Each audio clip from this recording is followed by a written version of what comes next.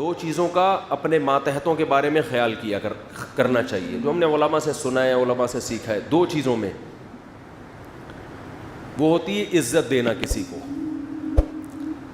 ہمارے حضرت مفتی رشید احمد صاحب رحمہ اللہ تعالی، ہم حیران ہوئے، بڑے عالم تھے.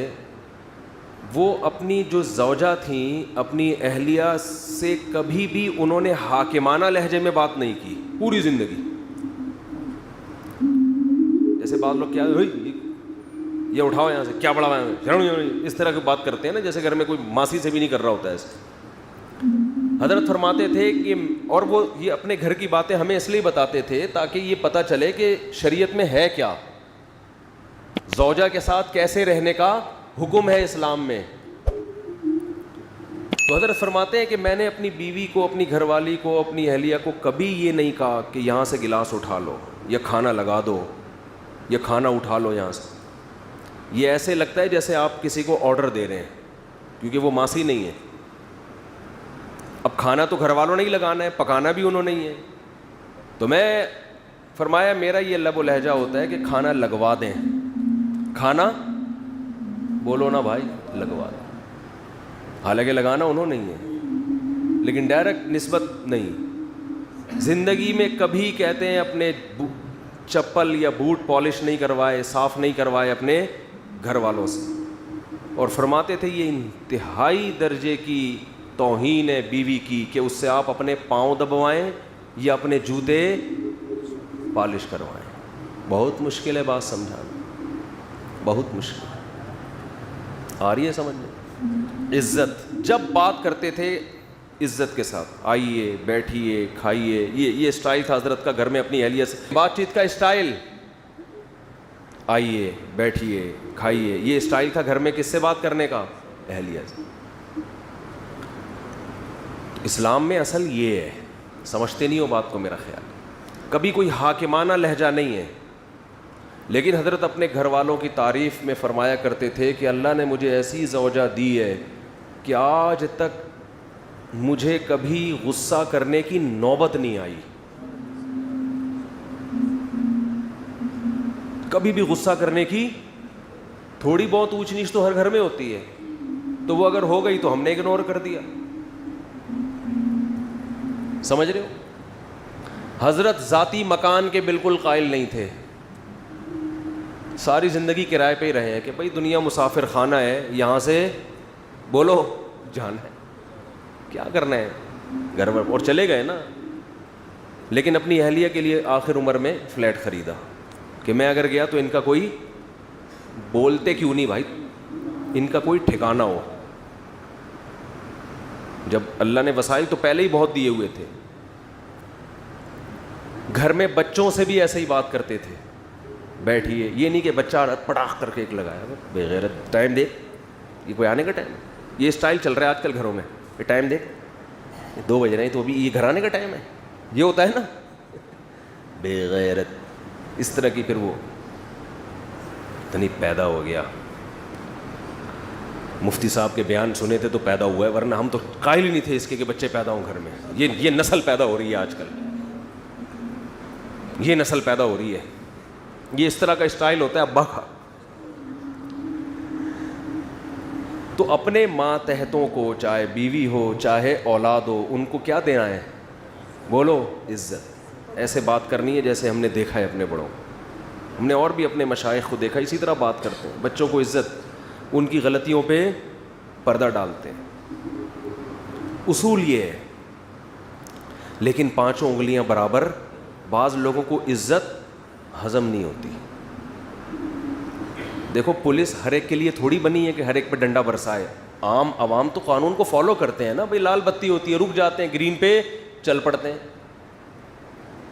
جو میجورٹی ہے، چاہے وہ غیر مسلم ہو مسلم ہو، ان کو پولیس کی ضرورت نہیں ہوتی.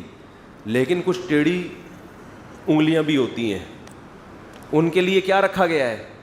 ڈنڈا. پولیس. ہر آدمی تمیز اور شرافت سے نہیں چلتا. تو ایسے ہی بعض دفعہ بیگم سے آپ عزت سے بات کر رہے ہیں، آئیے بیٹھیے، کھانا اٹھوا لیجئے، پاؤں بالکل بھی نہیں دبائیے. آپ کی یعنی سیلف رسپیکٹ کے یہ کیا ہے؟ خلاف ہے. آپ کوئی ماسی تھوڑی ہے جو میرے پاؤں دبائیں گی بیٹھ کے. تو اس میں جو شریف عورتیں ہیں, عزت دار عورتیں ہیں, جن پہلے سے خاندانی ہیں, وہ کہیں گی میرا میاں کیا ہے ماشاء اللہ خاندانی آدمی ہے. وہ بڑھ چڑھ وہ کہے گی نہیں میں نے تو پاؤں دبانے ہی ہیں آپ کے ہر قیمت پہ. جب آپ مجھے اتنی عزت دے رہے ہیں تو میں بھی عزت دوں گی. میں ڈائریکٹ پاؤں دباؤں گی, آپ کے سر دباؤں گی, آپ کے سر میں مالش کروں گی, اور جو خدمتیں آپ نے مجھ سے لینی ہے میں آپ کی خدمتیں کروں گی. بعض دفعہ معاملہ کیا ہو رہا ہوتا ہے آپ عزت دے رہے ہیں, سامنے والے کو عزت سمجھ میں آ نہیں رہی. وہ ایک آدمی کا قصہ ہے نا کہ وہ اس کی شادی ہوئی تو وہ پریشان تھا کہ یار مسئلہ کیا ہے, یعنی بیگم صاحبہ ہر وقت منہ بنا کے بیٹھی رہتی ہیں, یہ عزت دے رہا ہے آئیے بیٹھیے جائیے, امی کے گھر جانا ہے چلیں تشریف لے جائیے, میں ڈرائیور بلوا لوں, ٹیکسی بلوا لوں, چلے میری گاڑی میں ڈراپ کر دی, چلے میں خود ہی ڈراپ کر کے آ جاتا ہوں آپ. تو عزت دے رہا ہے, لیکن بیگم صاحبہ ہر تھوڑے دن میں منہ بنا کے بیٹھی ہوئی ہے. ماہر نفسیات سے رابطہ کیا اس نے کہ بھائی کیا مسئلہ ہے, میں تو سارے حقوق ادا کر رہا ہوں لیکن اس کو سمجھ میں نہیں آ رہا, ہر وقت منہ بنا کے بیٹھی رہتی ہے, جب بات کروں اینٹ کا جواب پتھر سے. اب ماہر نفسیات وہی ایکچولی کر کے نا, ایکچولی اصل میں انسان آپ دیکھیں کوئی فالٹ ہوگا آپ کے اندر جو آپ کے سمجھ میں نہیں آ رہا, ابا سے پوچھیں, اپنی والدہ سے پوچھیں, بچپن میں کوئی چوٹ تو نہیں لگی تھی دماغ میں آپ کے. پھر وہ بیگم کا ٹیسٹ کروائیں آپ, میڈیکل ٹیسٹ ایسا کریں آپ, وہ کروا لیں وہ جو دماغ کا ہوتا ہے, کیا ہوتا ہے یار, MRI کروا لیں. بعض دفعہ یہ بھی ہوتا ہے نیند پراپر ہو رہی ہے, 8 گھنٹے نہیں کم از کم 16 گھنٹے سونا, ایسی کنڈیشن میں کم از کم 16 گھنٹے سونا ضرور. یہ نیند کی گولیاں کھلا دیں ان کو. وہ بیچارہ سارے حربے استعمال کر لیے ایسی بعض ہوتی ہیں, نارملی ایسی نہیں ہوتی ہیں عورتیں. ایک دن اس کو غصہ آیا, اس نے کہا یار کیا مذاق ہے یار, سارے حربے, یہ تو تمیز سے بات نہیں کرتی. اس نے طبیعت سے پکڑ کے کوٹ دیا. دیکھا بیگم صاحبہ بہت بہترین, اس دن فریش بالکل. وہ ایسے خاندان کی تھی کہ وہ پٹنے کی عادی تھی. تعلق ایسے خاندان سے تھا کہ جب تک 8-10 تھپیڑے نہ پڑے, بعض ہوتا ہے نا پٹ کے, اور یہ ماں باپ بگاڑتے ہیں. باپ نے بچپن سے بہت کوٹا ہوتا ہے, ماں نے کوٹا ہوتا ہے. ہم کہہ رہے ہیں ماں بچوں کو مارے, لیکن ایسا تو نہیں ہے کہ ہر وقت درندوں کی طرح پیٹتی رہے ان کو, بچے باغی ہو جاتے ہیں کبھی کبھار تو ٹھیک ہے. تو پھر جب جو پروڈکٹ مارکیٹ میں آتا ہے نا وہ اس قسم کا آتا ہے کہ ان کو ایک روحانی تسکین چاہیے. جب تک ان کو گالی گلوچ اور مار دھاڑ سے بات نہ کرو, ان کے کھوپڑی میں بات آتی نہیں ہے. اس لیے میں کہتا ہوں نکاح کرنے سے پہلے خاندان بہت اچھی طرح دیکھا کرو, خاندان کہ کس خاندان میں یہ لوگ پلے بڑے ہیں. تو ایسے کیسز بھی ہوتے ہیں سمجھ رہے ہیں. اس طرح بچوں میں بھی ایسے ہوتے ہیں بعض, وہ ہوتے ہی ٹیڑھے ہیں, ان کو نہیں سمجھ. باپ عزت دے رہا ہے, بیٹا آئیے بیٹھیے, ہر محفل میں اپنے ساتھ لے کے جا رہا ہے. اصول تو یہی ہے, اس سے بچے میں ایک بچے کو فخر ہوتا ہے میرا باپ مجھے عزت دے رہا ہے. لیکن ہر بچہ ایسا نہیں ہوتا. تو ایسے موقع پہ اس کی تربیت کے لیے شریعت نے حکم دیا ہے کہ اس پہ ہاتھ اٹھایا جائے. نبی نے فرمایا بچہ جب 7 سال کا ہو جائے محبت سے نماز کی تلقین کرو. 3 سال تک محبت سے بات کرنی, ہاتھ نہیں اٹھانا. 10 سال ہو گئے, 3 سال میں بھی بات سمجھ میں نہیں آئی ہے کہ ہم مسلمان ہیں, نماز پڑھتے ہیں. اب 10 سال میں محبت سے نہیں, اب کیا ہوگا, اب ہاتھ اٹھے گا, اب آنکھیں دکھائی جائیں گی. اور 10 سال میں بھی آنکھیں نہیں دکھائی نا, 15 سال میں آپ آنکھیں دکھانے کے قابل نہیں ہوگے, وہ آپ کو آنکھیں دکھانا شروع کر دے گا. سمجھ رہے ہو؟ پھر اس کا مطلب آپ نے اپنا باپ پیدا کیا ہے, اپنی اولاد پیدا نہیں کی ہے. تو 10 سال کے عرصے میں بھی اگر آپ نے نہیں کی سختی تو سمجھو یہ اب آپ کا باپ بنے گا تھوڑے دنوں میں. تو نارملی شریعت کا حکم ہے کہ اولاد کو عزت دی جائے, جو کہ بہت سے ماں باپ نہیں دے رہے ہوتے, باپ خاص طور پر. دیکھو چند چیزیں ایسی ہیں جو اولاد کے لیے انتہائی ناقابل برداشت ہوتی ہیں. آپ کی اولاد میں کوئی غلطی ہے, کوئی برائی ہے, لوگوں کے سامنے مت گاتے پھرو اس کو. بچوں کو جب پتہ چلتا ہے نا میرا باپ میری برائی سب کے سامنے کرتا ہے, پھر بچے کو شیطان کو بہکانے کا موقع ملتا ہے. گھر کی بات کہاں رکھنی ہے. خاص طور پہ جو یہ شکایت باپ لوگوں کے, ہاں اپنے کوئی خاص قریبی لوگ ہوں جو عزت کی حفاظت کرتے ہیں ان سے مشورہ لینے کے لیے ٹھیک ہے, لیکن محلے میں اگر آپ گیت گاتے پھریں گے میرا بچہ میری نہیں مانتا, میرا بچہ میری اطاعت نہیں کرتا, میری یہ نہیں ہے وہ نہیں ہے, تو بچوں کو جب پتہ چلتا ہے تو وہ کہیں گے ابا نے ہمیں رسوا تو بہرحال کر ہی دیا ہے. تو شیطان کو موقع ملتا ہے, شیطان کہتا ہے کہ اب کیا فائدہ اطاعت کرنے کا, تیرے ابا نے تیری عزت کا جنازہ تو نکال ہی دیا ہے. سمجھتے ہو؟ ایک جرم یہ ہوتا ہے جس سے اولاد باغی بنتی ہے. دوسرا جرم یہ ہوتا ہے کہ اولاد میں فرق, یہ بھی بڑا ٹیکنیکل فالٹ ہے معاشرے میں. نعمان ابن بشیر رضی اللہ عنہ کی حدیث ہے, ایک صحابی نبی کے پاس آئے, یا رسول اللہ میں اپنے بیٹے کو غلام دینا چاہ رہا ہوں, اپنا یہ غلام اس کو دے رہا ہوں, ہبہ کر رہا ہوں, آپ اس پر گواہ رہیں. آپ نے فرمایا کتنے بیٹے ہیں؟ کہا 2. کہا دوسرے کو کیا دیا ہے؟ کہا دوسرے کو تو کچھ بھی نہیں. فرمایا لا اشہد علی جور, میں ظلم پہ غلام علی جور, میں ظلم پہ گواہ نہیں بن سکتا. تو اس کو بھی پیغمبر صلی اللہ علیہ وسلم نے کیا قرار دیا؟ بولو ظلم. ماؤں کو بھی دیکھا ہے, ہم بھی اسی معاشرے میں پلے ہیں نا, بہت سی ماؤں کو دیکھا ہے اولاد میں فرق کرتی ہیں, بہت سے باپوں کو دیکھا ہے اولاد میں بولتے کیوں نہیں یار, بولنے پر پابندی لگی, اولاد میں فرق کر رہے ہوتے. ایک ایسا لاڈلا کہ وہ ہر غلطی بھی اس کی صحیح ہے, اور ایک سے ایسی نفرت ہوتی ہے کہ اس کا ہر صحیح کام بھی کیا ہے. جیسے JUI والے اگر عمران خان کوئی صحیح بھی کرے تو غلط, یہی کہیں گے نا, اور صحیح کرے اور غلط کرے تو وہ تو ویسے ہی غلط ہے. اور اگر مولانا فضل الرحمان کوئی اچھا کام کریں تو PTI والے کیا کہیں گے؟ سیاسی لوگ تو یہی کر رہے ہوتے ہیں نا, ہر اچھے کو بھی غلط, اور غلط تو ویسے ہی غلط جو ان کی نظر میں.